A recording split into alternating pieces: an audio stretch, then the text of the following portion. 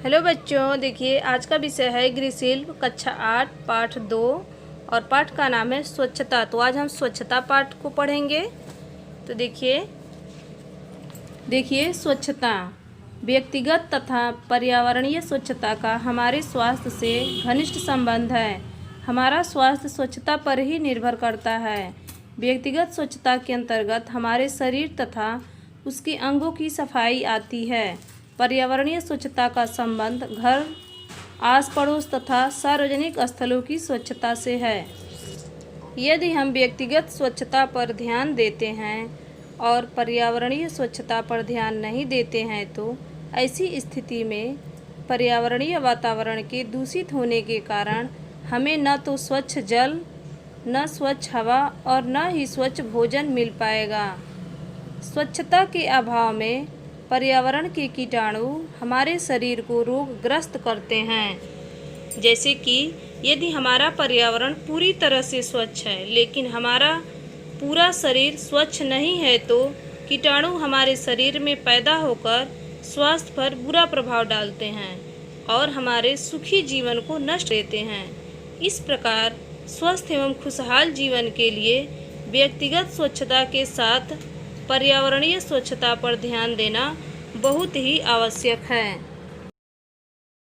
अब देखिए बच्चों, व्यक्तिगत स्वच्छता का हमारे जीवन में विशेष महत्व है।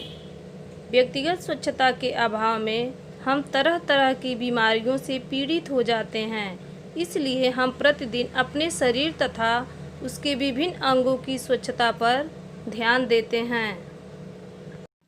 अब देखिए, शौच के बाद हाथ साबुन या निसंक्रमित पदार्थ से धोना चाहिए। प्रतिदिन मंजन करना चाहिए। प्रतिदिन स्नान करना चाहिए। बालों की उचित देखभाल करनी चाहिए। यह सब व्यक्तिगत स्वच्छता के अंतर्गत आते हैं। अब देखिए पर्यावरणीय स्वच्छता।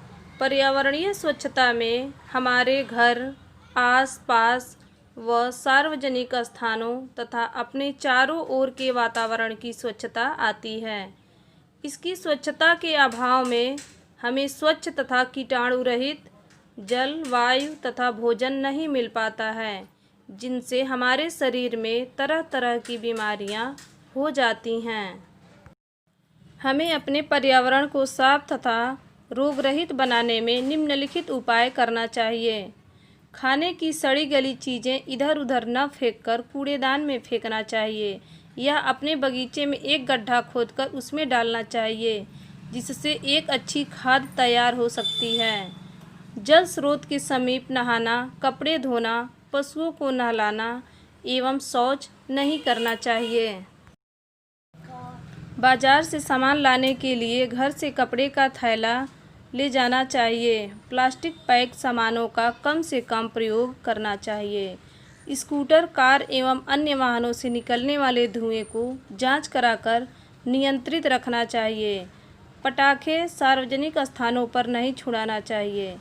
उद्योग के अपशिष्ट पदार्थों को नदियों व नालों में नहीं बहाना चाहिए। प्रतिदिन के प्रयोग में आने वाले सामानों की सफाई। आप अपने माता पिता, भाई बहन के साथ घर के सभी कार्यों में हाथ बटाते हैं।